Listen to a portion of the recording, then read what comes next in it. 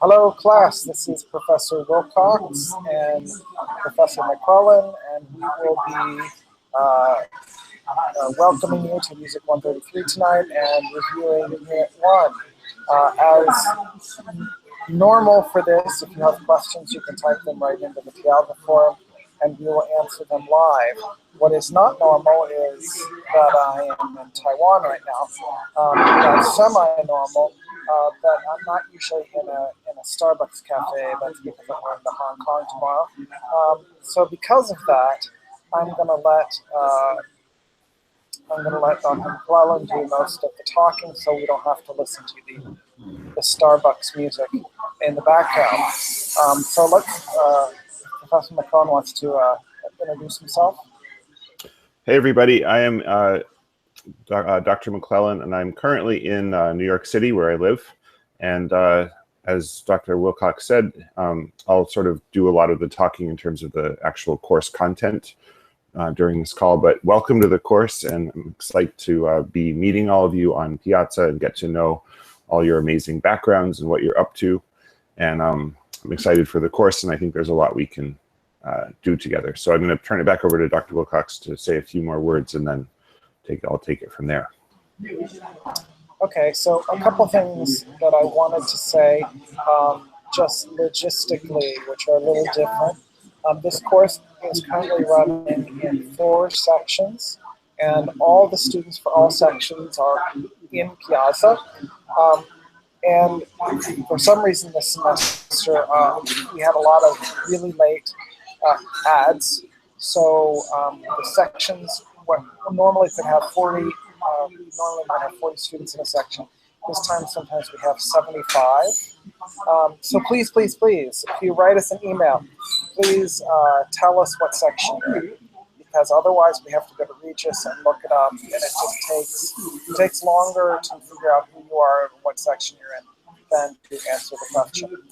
Also, a lot of the questions and the homework assignments are random. So if you say, I'm having trouble with number 4, on assignment 4, your number 4 is different than anybody else's. So go ahead and give us that information up front so that we can track you down, what section you're in, and where you're having trouble, and we'll get to you right away. Is there any other logistical things we want to handle just because there's so many?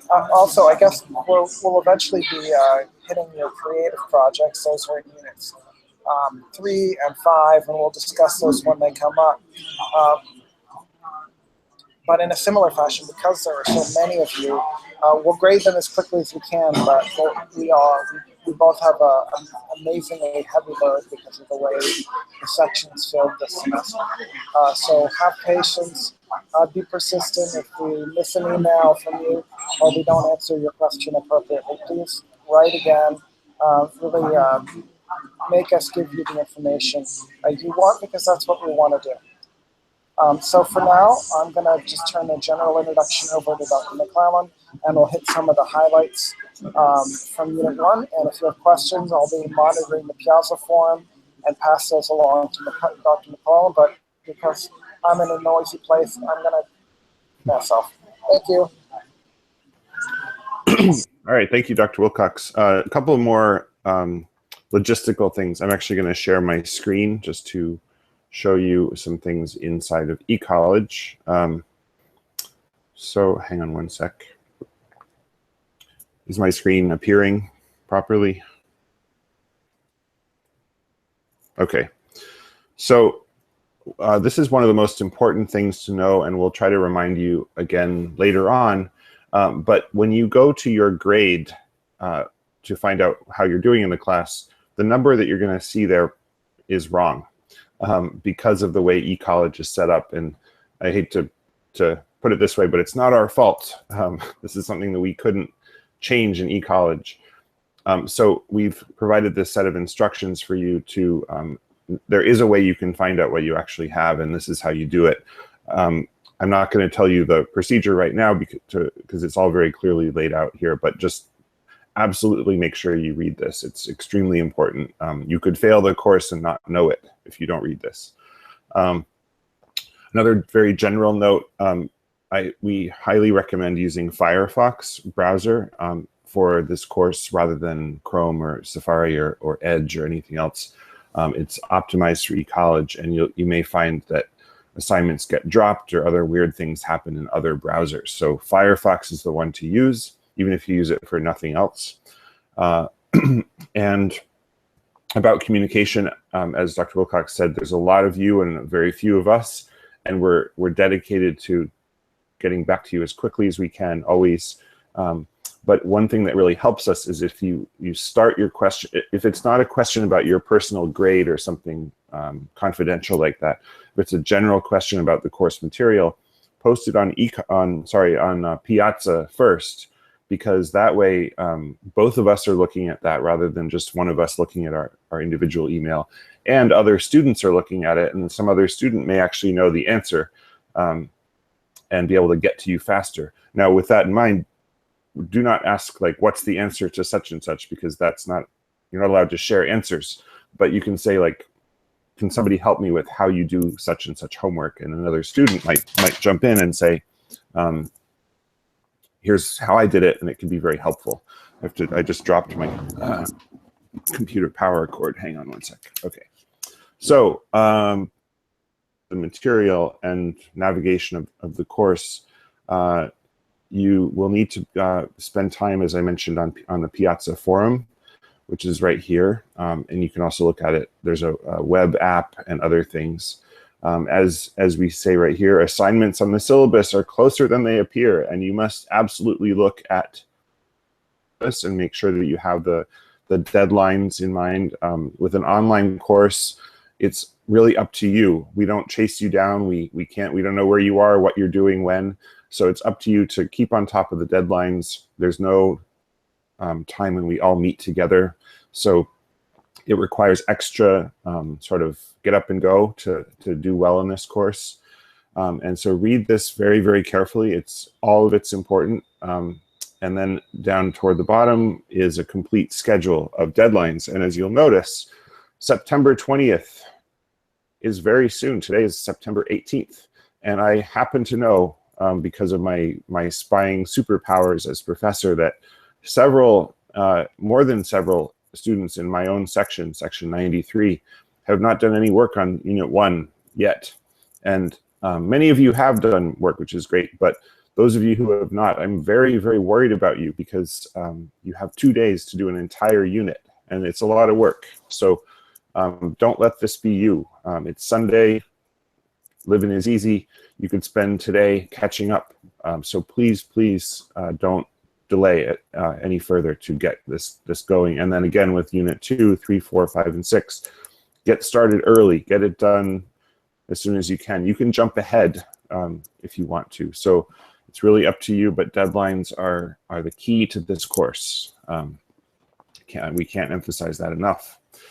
Right. And then more in general, just go through all of these things in the course home. Some of these that you're seeing on my screen aren't shown to you.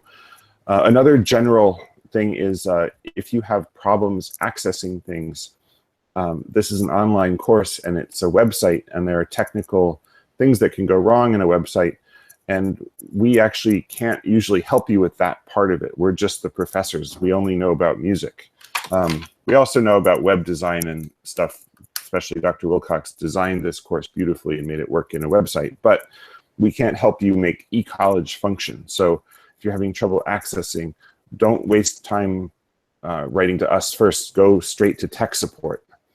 That's their job, is to help you just get into eCollege and make sure it's working.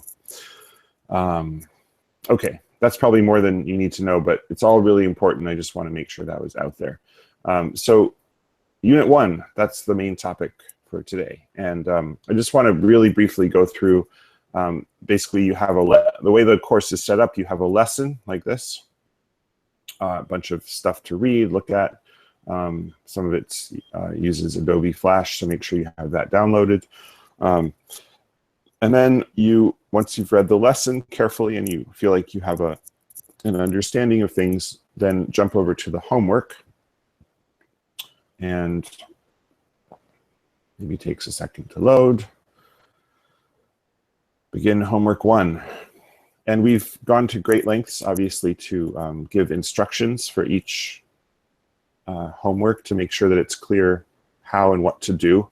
But if there's anything that's unclear, obviously write to us, but just make sure you always read the instructions thoroughly. This is not like buying a Cuisinart where you can just put it together without reading the instructions. You really need to know what's intended and what you're supposed to do in the procedure, because that way you won't start doing it the wrong way and get every single answer wrong by one number or something like that. So the first one I hope is fairly self-explanatory. The main thing I'd say about this is just don't sweat it too much. If you don't read music at all, if you've never seen music, this can be a little stressful because the music is going past quickly and you're like, wait, where are we? Just focus, don't stress, and you'll do just fine. Homework number 2.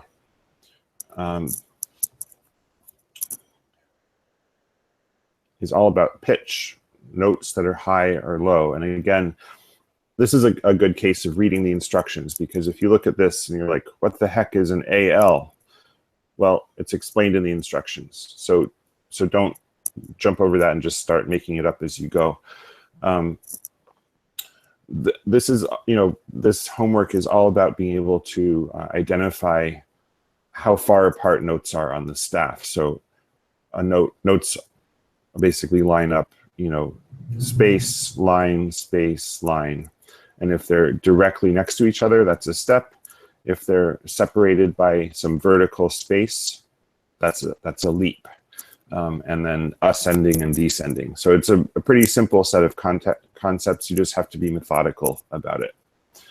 I'm going to keep going sort of to get this. I'm not going to dwell too much on these because, as I said, the instructions are there.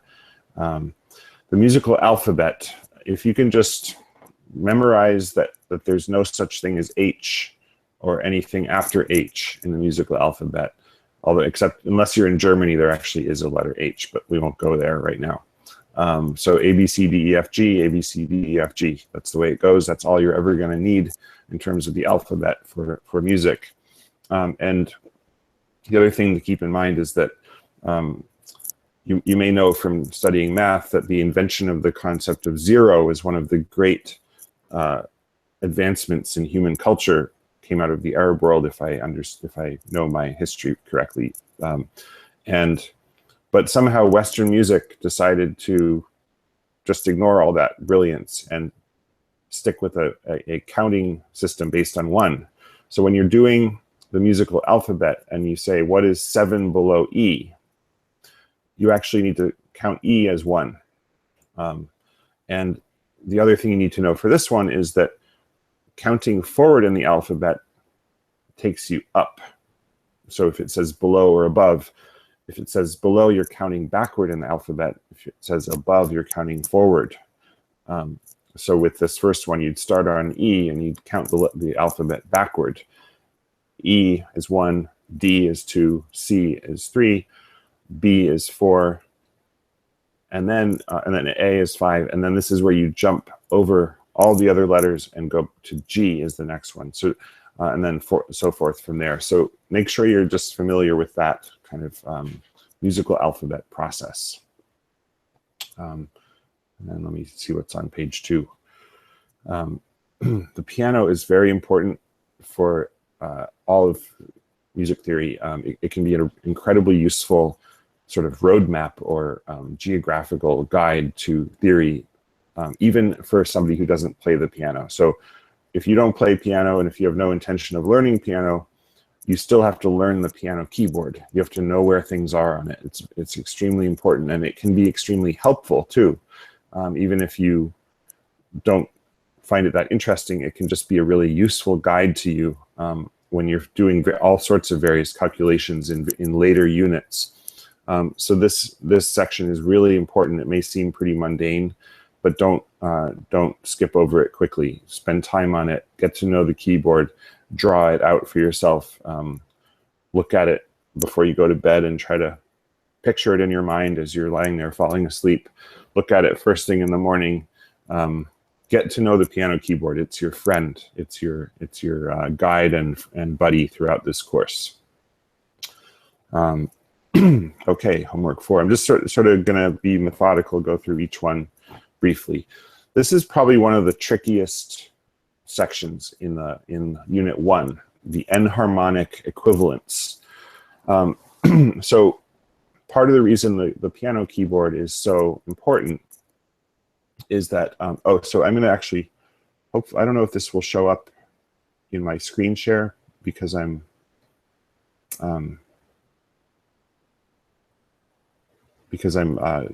opening a pop-up window. Also, okay, my bad, I don't have Flash installed on this browser yet, but I'm going to. I was going to show you a piano keyboard, but I'll just instead jump into this. But if you can have a piano keyboard with you as you're doing this assignment, it will be a huge help. So the thing here is essentially that every key on the piano keyboard has more than one name. And this is probably one of the single most confusing things about music theory, but that doesn't mean you can't learn it. It's definitely not super complicated once you get the concept, but it does take a little extra focus and doing. So what you have to be really good at is taking a given note on the piano keyboard and going by semitones, or also called half steps, up or down, and knowing exactly where you are. So I'm going to do this without the aid of a piano keyboard, so just bear with me. But D sharp. A sharp means that you are going one half step or semitone up or to the right of the basic note D. So on the piano, D is a white note. D sharp is the black note right next to it. So the thing about enharmonic equivalence is that that same black note is also one half step or semitone to the left or down from the white note E. So black notes that are one semitone down from a white note are flats. So that one piano key, the black key, which is called D sharp, is also called E flat. And that's basically the enharmonics in a nutshell. One key with two names. The next one is even trickier, B sharp, because it's actually a white note. I won't say more than that right now. If you get confused, we're here to help. But I'm flagging this one as a little bit trickier, so it's worth spending more time on the lesson. Don't rush through it. All right. Homework 5. Treble clef. So as you can see, I don't have Flash installed, but it's actually a useful teaching point. If you see this symbol, you have to go to just Google Flash Adobe or something like that, and it will lead you to a page where you can download Flash. And once you do that and restart your browser, all will be well. So this is basically note naming. In addition to the piano keyboard, you need to be able to quickly and fluently identify notes on the staff based on the clef. And this right here is the clef. And if you speak a little French, you know that clef means key. And it's literally like the key on a map telling you where things are. So the treble clef circles this little circle around the line, which is G. And so if you know the musical alphabet, you can count up going forward in the alphabet. Next one is A, B, C, D, E, and there's a flat on it, so E flat. And you should feel no shame or hesitation in being that methodical. Just every single time, start with G if you're in the treble clef. This time go down, G, F, E, D. Take as much time as you need. Don't rush it, because you can skip over a line or a space accidentally. And that's basically how you do that one. Ledger lines, you just have to hold steady on the course and don't be thrown off by the ledger line. So I'll just do this one with you to show you how methodical and slow you can be about it. So G, A, B, C, D, E, don't give up yet, F, this space right here is G, line A, space B, line C, space D, line E, space F. There you go. And then this one is going to ask you to, sorry, I don't have Flash ready to be able to show you this, but this one is going to ask you to actually. Hey Robin, I don't Yeah. think it's actually critical that you can't show them this one. Okay. I think it's more critical that you show them how to find bass, treble, and alto clef. Yeah. So I would just skip on to handling that, or go with the next assignment. I think that's probably enough. Okay. Yeah, this is probably more than you need to know. Okay, alto clef is looks like this, and in a way, it's actually the simplest clef because the line in the middle is C. So again, you just do the same process. Don't be thrown off by this. This is the clef violists use.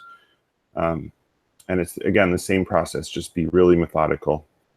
And then tenor clef is, again, it's the same concept. This is this line right here is the note C. And then last but not least, okay, bass clef. The line between the two dots is F. So again, you can do the exact same process. One thing that just to note about this keyboard, the numbers are just for reference, literally counting the keys from left to right. So 1, 2, 3, 4, 5, 6, 7, 8, 9. And these are just to help you count so you don't have to start from the left every single time. Those numbers have no other meaning other than that. And that should be fairly straightforward. So last but not least, the grand staff is when you have treble clef and bass clef together. And it's just a matter of, this is the octava symbol, which means it's an octave higher. So you find it on the keyboard and then jump an octave, which is 8 notes, 8 note names or 12 notes, keys on the piano. And last but not least, knowing the octave numbers can be really useful, and that's a skill that we're asking you to have as well. So middle C is C4, jump an octave C5, and so on. Now, last but not least, we have Creative Project 1B. And we've restructured these a little bit from last semester. So just basically, you need to read the instructions carefully. That's kind of your general guidepost for everything in this course. And when you just scan through this document, we realize that it looks really complicated and involved and long. And in a sense, that's a good thing because, as I said before, Unit 1 is due in 2 days, and you have to do this before then. So don't think that it's going to take you 10 minutes. Hey Robin? Yeah. Where'd you find that? Oh, I might be misleading you. This is no longer required. There's Creative Project 1's not till Unit 3. This is last semester's. It's defunct, which is why it's in.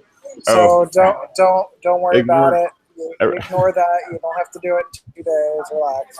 Okay. Creative Project 1's not due till Unit 3. That's a change I made over the summer. So Professor McClellan can't be blamed for misspeaking, but nothing is due. Relax. Well, I think I can be blamed for not having caught up with that sooner. But so ignore everything I said in the last 3 minutes. Unit 1 does not have a creative project, but do not ignore what I said about the fact that you need to jump on Unit 1 and get it done ASAP, all the other homeworks, because that is, in fact, true. So sorry about that, but that makes your life a little bit easier.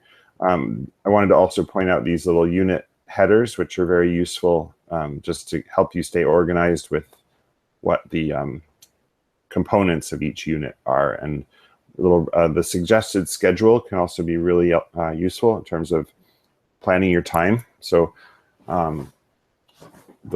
it's not required to do it that way, but we strongly recommend it. So I think that's basically it. I'm not sure if there's anything else that we need to go over in the course. Is there anything I missed? I think we're good to go. I think we should allow people to get on with their Sunday mornings. Alrighty, that sounds good. But if you have questions, please write and let us know. All right, and yeah, like we're here. We're on Piazza first, email second, and have fun. Bye-bye. Signing off.